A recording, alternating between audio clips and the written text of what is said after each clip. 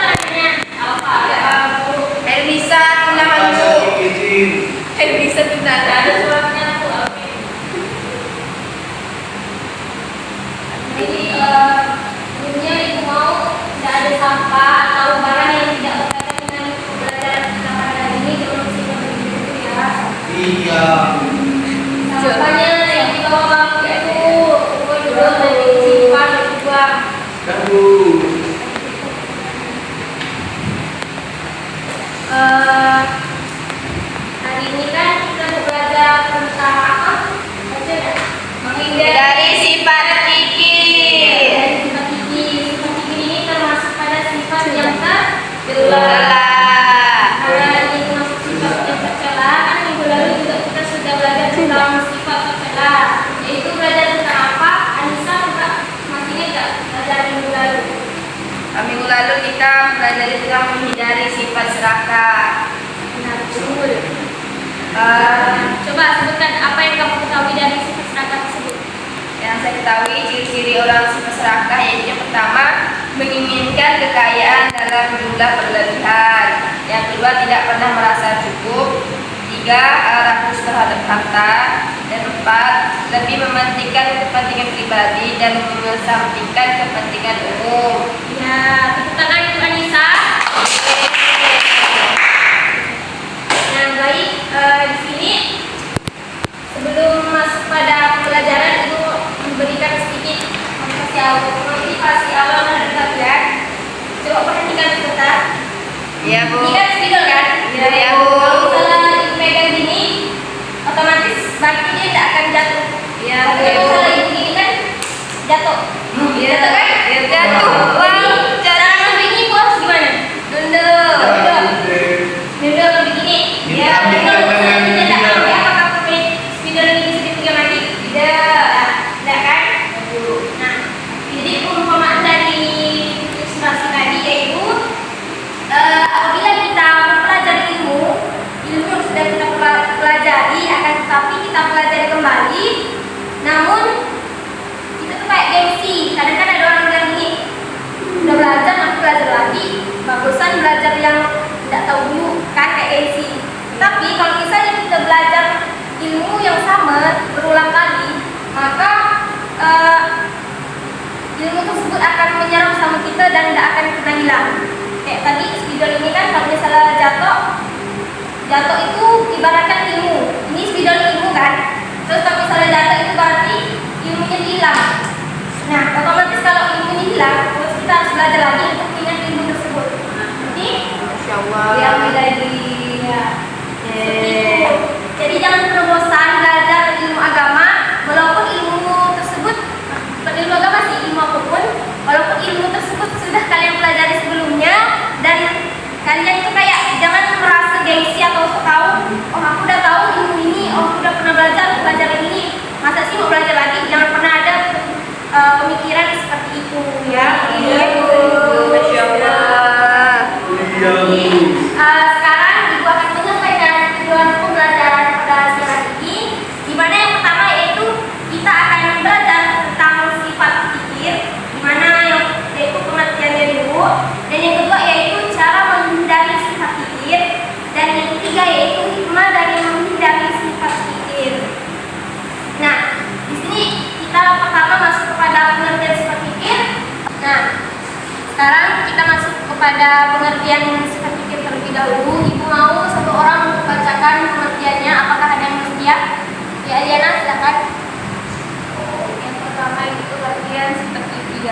kikir ini berasal dari bahasa Arab yaitu bakhil, sebuah kata yang berarti kikir atau pelit. Sedangkan sifat kikir dalam istilah syar'i disebut dengan bakhil yang artinya adalah sifat seseorang yang enggan untuk mengeluarkan sebagian harta di jalan Allah.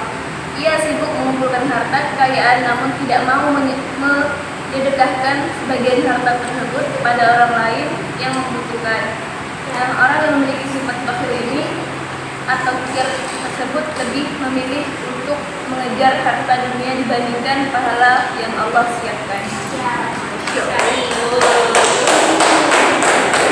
Kita akan dijelaskan apa itu pengertian sifat kikir. Jadi di sini kikir itu berasal dari bahasa Arab. Apa artinya? Bahasa Arab bakhil atau dalam kata sehari-hari biasa disebut pelit, kedekut. Kalau bahasa Bogornya apa? Masih kayak sama enggak? Oh, asik. Jadi untuk pengertian keseluruhannya di sini kikir itu adalah di mana seseorang yang enggan berbagi terhadap sesamanya.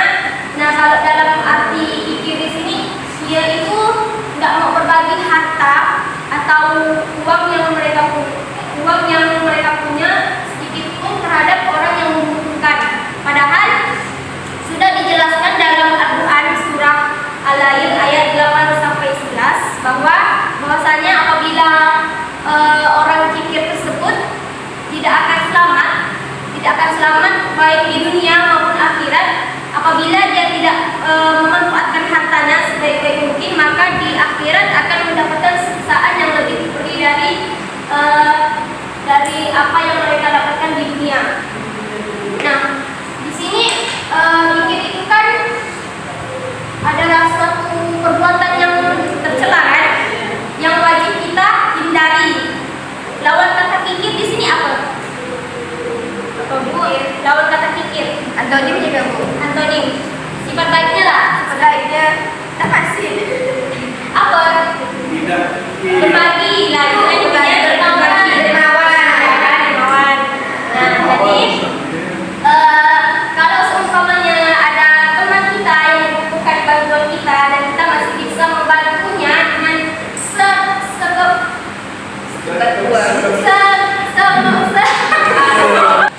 Nah, baik, tadi kan ada yang bilang kalau lawan sifat kikir itu apa? Dermawan. Sering berbagi. Kalau misalnya kita tuh sering berbagi sama orang, bahkan orang yang lebih membutuhkan bantuan yang kita miliki itu seharusnya kita bantu semampu yang kita bisa, dan maka bantuan sekecil apapun Allah akan melipat gandakan apa yang telah kita berikan terhadap orang lain. Nah, di sini contoh dari pengertian sifat kikir, misalnya nih, kalian kan kayak di sekolahan atau di kelas itu, misalnya kalian tuh tidak punya pulpen, tidak punya pensil dan tidak punya waktu gitu kan. Terus kalian mau minjam sama yang orang udah jelas-jelas tuh kayak terkenal pelitnya lah kan, masen gitu, yang tidak mau berbagi sama teman-temannya. Nah, tapi kalian mau minjam gitu, bilang. Tapi kalau misalnya tidak mau dikasih pinjam, jangan kalian bilang gini, masih kau ini minjam mas sebentar, kan tidak lama, makanya jangan begitu. Itu nanti sama saja kita menyakiti perasaan orang tersebut. Bilang gini, minjamlah pulpennya atau mintalah isinya, kan? Nanti Allah tuh pasti akan ganti Allah tuh akan melipat gandakan apa yang kau punya saat ini dan apa yang kau udah beri sama aku gitu. Tapi jarang sih ada orang yang mau bilang kayak gitu, padahal biasa kan kalau misalnya tidak dikasih minjam paling bilang sama kawan-kawannya, gosip, kalau itu masanya tak pinjaman pulpen, masanya kan pasti dibilang gitu kan, karena jarang sekali kita menemui orang yang seperti itu, yang mau menasihati temannya secara langsung. Nah, tapi membicarakannya di belakang itu tidak boleh ya. Ya Ibu. Nah, baik, yang selanjutnya yaitu cara menghindari sifat kikir. Mau satu orang lagi baca, diminta kepada Ridwan. Tolong bacakan.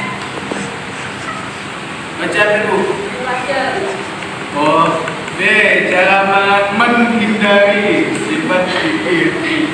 Berikut ini adalah cara-cara menghindari sifat kikir. Yang pertama, sadar bahwa kekayaan itu tidak kekal. Yang kedua, membiasakan diri berbagi rezeki dengan orang lain atau bersedekah. Yang ketiga, menyadari bahwa harta kekayaan adalah titipan Allah SWT, yang dia perhatian terhadap orang miskin. Dan yang selalu mengingat bahayanya sifat kikir, menyadari bahwa dalam rezeki kita ada hak milik orang lain. Dan terima kasih. Nah, itu akan menjelaskan sedikit dari ciri-ciri ini, di mana yang pertama yaitu sadar bahwa kekayaan itu tidak kekal. Maksudnya di sini kekayaan yang kita punya atau barang yang misalnya kayak mobil, rumah mewah atau tanah yang berhektar-hektar itu sebenarnya bukanlah hal yang kekal atau yang abadi. Nah, jadi kalau misalnya kita tuh dalam keadaan udah tidak punya apa-apa atau dalam keadaan udah meninggal, harta dan titipannya semua itu tidak akan dibawa ke dalam liang kubur. Jadi kadang jangan semena-mena merasa puas dan kayak aku udah punya semuanya, aku udah punya segalanya gitu. Apalagi aku beramal soleh atau beramal soleh dan bersedekah kepada orang lain. Jangan beranggapan seperti itu ya. Yang kedua di sini yaitu membiasakan diri berbagi rezeki dengan orang lain atau yang disebut dengan bersedekah. Jadi bersedekah di sini tidak harus bersedekah dengan uang, tidak harus bersedekah dengan hal yang kayak mahal itu. Intinya bersedekah dengan yang sekiranya membutuhkan bagi orang lain. Tenaga, ilmu dan juga apapun yang sekiranya dibutuhkan oleh orang lain. Maka dengan bersedekah tersebut kita akan merasa menjadi orang yang menjadi membantu orang lain, dan juga orang akan merasa senang dengan bantuan yang kita berikan. Dan yang ketiga yaitu menyadari bahwa harta kekayaan adalah titipan Allah Subhanahu wa Ta'ala. Jadi kan itu kadang ada orang yang kayak saking kayanya, saking banyaknya harta, itu kayak merasa harta itu cuma punya dia. Harta itu merupakan hasil dari kerja keras dia tanpa ada campur tangan dari Allah. Maka kalian kalau misalnya suatu hari nanti bekerja atau memiliki kekayaan yang Allah titipkan terhadap kalian, jangan pernah merasa puas dan jangan pernah merasa paling gimana kalau misalnya Allah itu tidak ada campur tangan dalam membantu apapun hal yang kita lakukan. Jadi jangan pernah beranggapan kalau Allah itu tidak terlibat dalam kekayaan yang sudah kalian miliki saat itu, ya. Yang ketiga dan keempat yaitu perhatian terhadap orang miskin. Perhatian terhadap orang miskin tersebut termasuk dalam tadi ya, sedekah. Jadi kalau misalnya kita menemui atau melihat orang-orang yang kesusahan kayak di pinggir jalan gitu kan, kalau misalnya kita ada sedikit rezeki, baik itu 1.000 atau 1 potong roti atau 1 botol air, kalau mereka misalnya tidak minta tapi mereka kayak membutuhkan barang tersebut, boleh kita bagi dan boleh kita berikan terhadap mereka, ya Ibu. Nah, baik, yang terakhir yaitu selalu mengingat bahayanya sifat kikir, menyadari bahwa dalam rezeki kita ada hak orang lain. Jadi kalau misalnya Allah itu memberikan nikmat yang banyak yaitu berupa rezeki terhadap kita, alangkah baiknya kita juga berbagi terhadap orang lain bahwa rezeki yang kita miliki itu juga termasuk milik orang lain. Seperti halnya kayak tadi yang Ibu bilang kan, kayak pulpen. Orang misalnya kawan pinjam pulpen tapi kalian kayak enggan mau memberikannya, kayak takut kehabisan kan pulpennya kalau misalnya diberikan sama kawannya. Padahal sudah jelas-jelas apabila kita memberikan bantuan atau barang terhadap orang lain, maka Allah akan melipat gandakan apa yang kita berikan tersebut. Nah, baik, di sini yang kita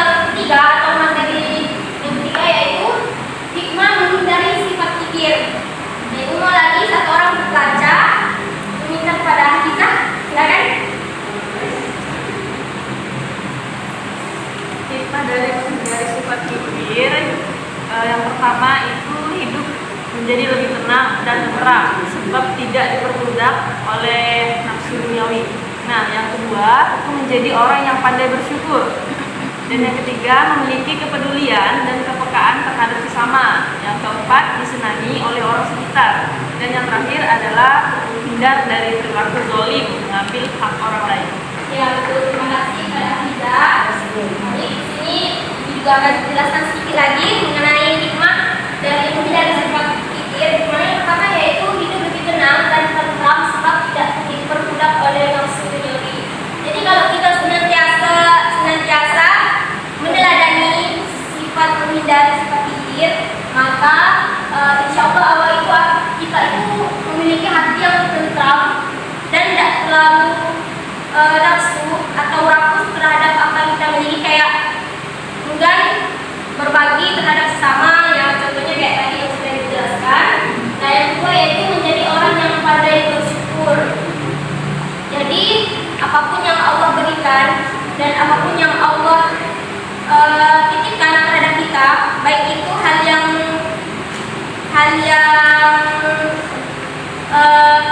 kayak dari harta, dari segi fisik, itu patut kita syukuri dan patut kita syukuri apa yang telah Allah berikan. Jadi jangan semata-mata merasa bahwa itu nggak adil sama apa yang telah Allah berikan.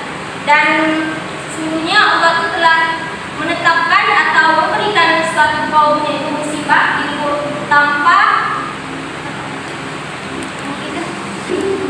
Nah jadi yang kedua itu menjadi orang yang pandai bersyukur. Jadi apapun yang telah Allah berikan dan apapun yang telah Allah titipkan terhadap kita, alangkah baiknya kita bersyukur dan menerima segala ketentuan yang telah Allah berikan. Jadi bahwa sesungguhnya Allah telah menjelaskan di dalam Al-Quran ujian atau hal apapun yang Allah berikan terhadap kita itu tidak mungkin di luar kemampuan umatnya. Jadi Allah tuh yakin kalau kalian itu pasti mampu dan pasti bisa menjalankan dan diberikan takdir yang telah Allah tetapkan saat ini. Jadi jangan pernah mengeluh dan jangan pernah berputus asa. Mati Mengerti, Bu. yang ketiga yaitu memiliki kepedulian dan kepekaan terhadap sesama. Yang keempat disenangi oleh orang sekitar. Dan yang kelima yaitu terhindar dari perilaku zalim mengambil hak orang lain. Nah, karena merasa kalian sudah sedikit memahami penjelasan yang sudah Ibu sampaikan, di sini Ibu ada penerapan strategi poster komen, di mana Ibu akan sebelumnya akan membentuk kalian menjadi 3 kelompok. Ibu mau kelompok 1 ada Indah, Khalifah dan Hafizah. Kelompok 2 ada Alkolia, Ria dan Ridwan. Dan kelompok 3 ada Anissa dan Eci Hati-Hati. Silakan sebelumnya begitu di kelompoknya.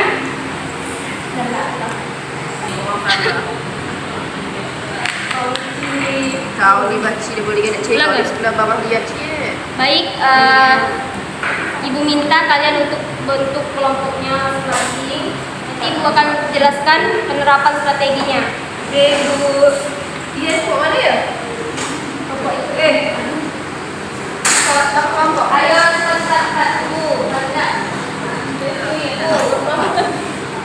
Satu kelompok Bu. 2 kelompok, ini yang terakhir. Akhirnya. Nah baik, setelah itu Ibu akan membagikan ini.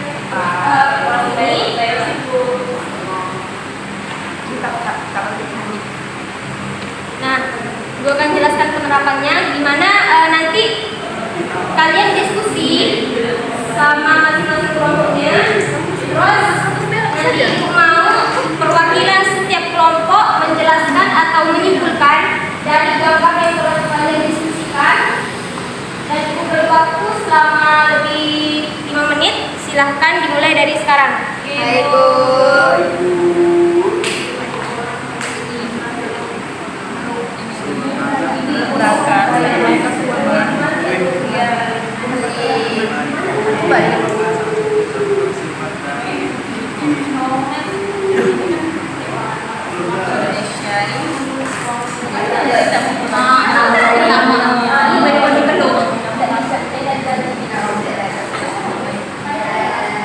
Seorang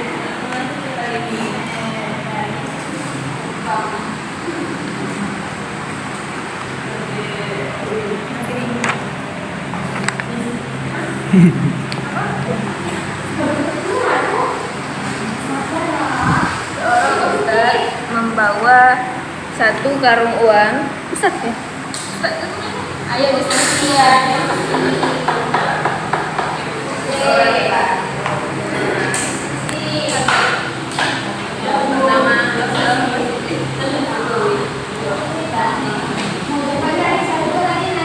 Teman di sini ada gambar bos dan karyawannya, di mana bos ini memegang rampas uang.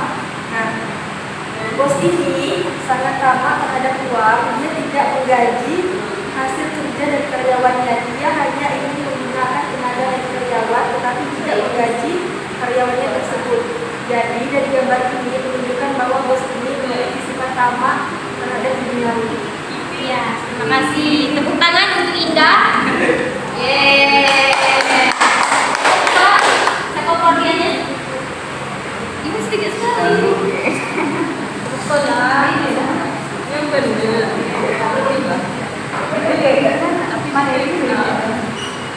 Baik, di sini pada gambar ini menggambarkan seorang anak yang tidak mau berbagi makanan dengan sahabatnya. Makanan apa tuh? Kue, pancake. Oh. Ini menggambarkan bahwa anak itu memiliki sifat kikir, yaitu tidak mau berbagi pada temannya. Ya, tepuk tangan.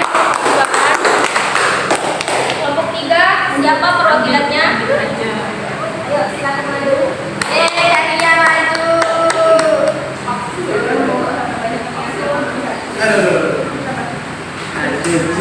Beji, kembali dalam penjelasan tapi sudah tidak tertutup.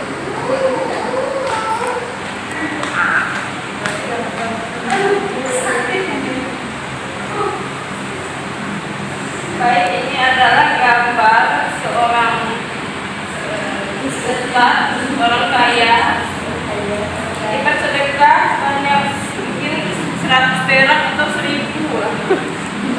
Jadi kelompok kami simpulkan bahwa orang ini berkaca. Kalau cuma segini, itu banyak. Itu sudah cukup, ambil saja. Jadi maka kesimpulannya, jadi intinya orang ini sangat kikir.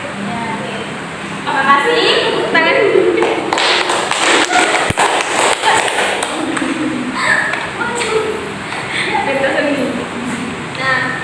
Nah, karena kalian sudah memahami dan sudah menerapkan strategi Ustaz Komen, Ibu mau kalian kembali ke tempat duduknya seperti semula. Ya, Bu.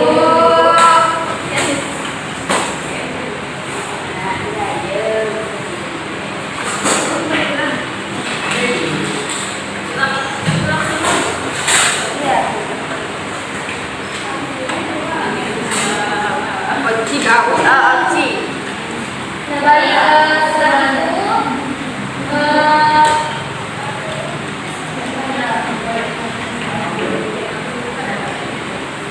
setelah itu ibu mau memberikan post-test terhadap kalian karena ibu rasa kalian sudah memahami dan sudah sangat jelas dengan apa yang sudah ibu jelaskan tadi. Sekarang ibu meminta 3 orang untuk memberikan atau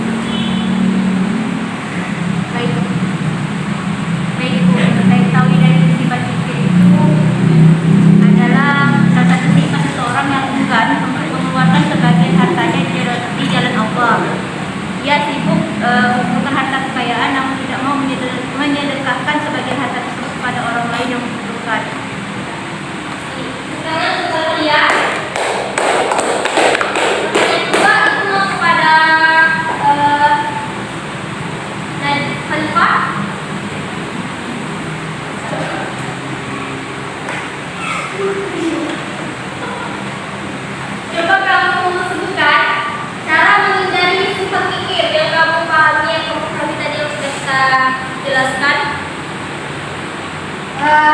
Yang pertama yaitu sadar bahwa kekayaan itu tidak kekal.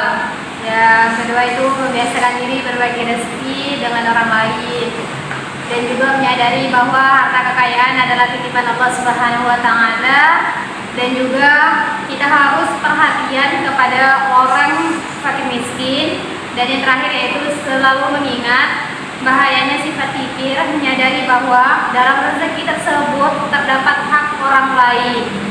Ya, tunjangan untuk kerja. Terus yang ketiga, ibu mau kepada Eci, hati-hati. Coba kamu sebutkan hikmah menghindari sifat kikir.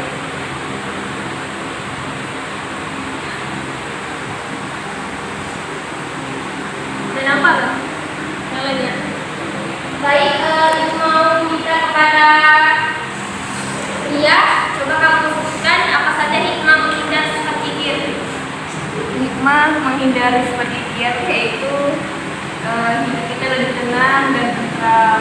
Kemudian yang kedua, kita juga menjadi orang yang pandai bersyukur. Kemudian kita bisa memiliki kepedulian dan kepekaan terhadap sesama. Dan hikmah selanjutnya itu disenangi oleh orang sekitar. Kemudian terhindar dari perilaku zalim mengambil hak orang lain. Ya, terima kasih pertama untuk Diana. Karena ibu rasa kalian sudah sangat memahami dan sudah sangat mengerti apa itu sifat kikir dan bagaimana cara serta hikmah menghindari sifat kikir. Dan di sini ibu akan menyampaikan kesimpulan sedikit dari pembelajaran yang sudah kita pelajari pada siang hari ini. Bahwasanya kita sebagai manusia atau makhluk sosial, apabila memiliki atau mempunyai sifat yang dermawan serta bisa menjauhi sifat kikir dan mau berbagi terhadap sesama, baik itu hal yang kecil apapun dan hal yang sangat barangkali yang sangat lebih nggak terlalu berlebihan, tetapi setidaknya sangat bermanfaat, sangat dibutuhkan bagi orang lain. Bahwa jangan pernah kalian meninggalkan sifat tersebut, teruslah berbagi dan teruslah berbaik dan teruslah tingkatkan perbuatan menolong terhadap sesama. Jadi jauhi dan hindari sifat-sifat tercela tersebut. Salah satunya yaitu seperti sifat kikir dan atau biasa disebut dengan pelit. Mengerti, Bu. Mungkin cukup sekian pembelajaran yang dapat ibu sampaikan pada siang hari ini. Ibu akhiri. Tapi sebelum itu ibu mau minta kepada ketua kelas untuk memimpin doa untuk pembelajaran pada siang hari ini. Baik, sebelum kita masuk pelajaran pada hari ini, alangkah baiknya kita membaca hamdalah. Alhamdulillahirabbil alamin. Terima kasih kepada waktunya yang sudah bersedia untuk mengikuti pembelajaran pada siang hari ini. Ibu tutup dan ibu akhiri.